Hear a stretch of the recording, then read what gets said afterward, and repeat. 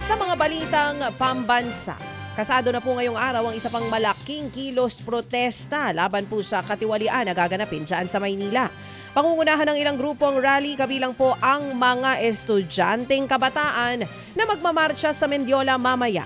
Ang sigaw nila, panagutin ang mga sangkot sa pagnanakaw ng bilyon-bilyong piso mula sa taong bayan.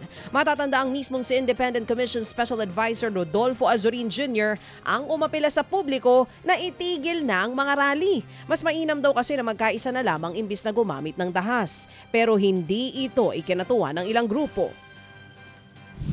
Anong karapatan ni General Azurin na kontrolin o pagsabihan ng galit ng taong bayan? Unang-unang gusto natin bigyan diin, kaya may ICI dahil sa galit ng taong bayan sa korupsyon. Kung hindi naman nagalit ng taong bayan at ipinakita ito sa malalaking kilos protesta sa Luneta at sa EDSA noong September 21, malamang ay wala namang ICI eh.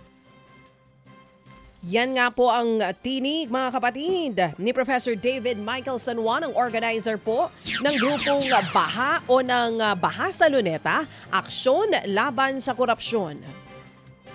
Aalamin naman ng Department of Health o DOH kung naabisuhan sila tungkol sa pagtatayo ng Phase 1 ng Super Health Center sa Concepcion 2 sa Marikina City na hanggang ngayon po hindi pa rin tapos. Ayon sa DOH, taong 2021 hanggang 2023. Sinimulan po ang nasabing proyekto pero pundasyon lamang ang nagawa at hindi pa rin natatapos ang 4 na palapag na gusali. Naghintay raw ng dagdag na pondo ang Marikina LGU pero dinedma sila ng DOH. Ang depensa po ng ahensya, isiningit lang noon sa budget ang pagtatayo sa health center pero hindi nila alam kung sino po ang proponent nito. Para hindi na maulit ang nakatiwangwang na proyekto, titignan din ng DOH ang nasa 296 pa na super health centers na itinayo po sa iba't ibang lugar sa bansa. Mukhang mapapagod tayo dito kasi meron pang 296 na kailangan tignan kung tama ba yung status. Meron bang familiar dito dun sa top 15 flood control contractors? So far, wala. Pero again, kaya maingat rin ako sa pananalita ko, hindi ko maitaga sa bato dahil kailangan pang i-verify. Yan nga po ang tinig ni DOH spokesperson Assistant Secretary Albert Domingo.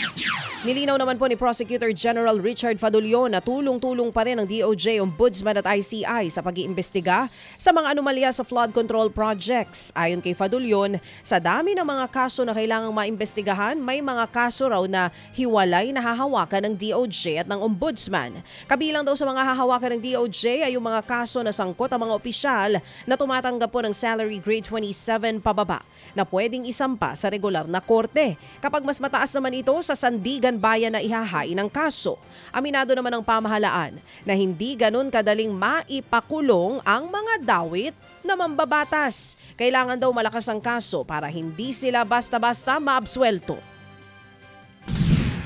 Naiintindihan ko po yung galit, yung anxiousness ng ating mga kababayan.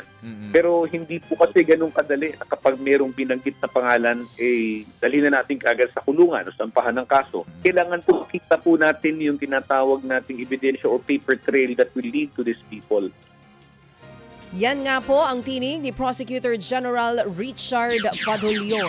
Mga kapatid, brothers and sisters, saan ka pa? Dito na tayo sa totoo.